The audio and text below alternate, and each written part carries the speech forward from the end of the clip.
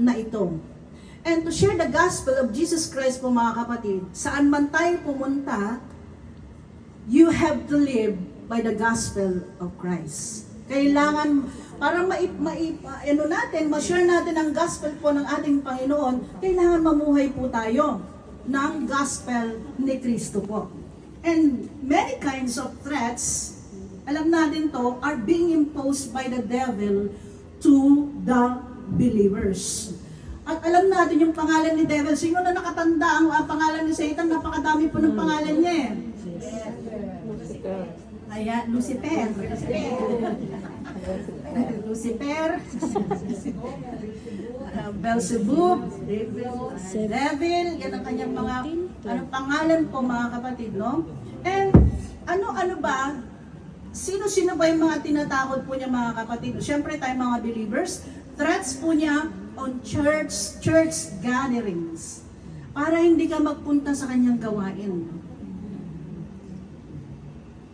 Siguro kanina bago ka pupunta sa gawain ng Lord, nakipag-battle ka pa. Amen po? Amen. Gusto mong tumayo pero ayaw mong tumayo. Gusto kong tumayo pero ayaw tumayo. Bakit?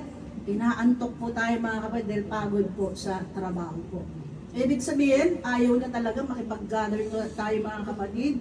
Threats in what? Saan pa mga kapatid? Saan? Ayan, sino dito? Ayan, sa finances. Tinitreat tayo sa finances po mga kapatid.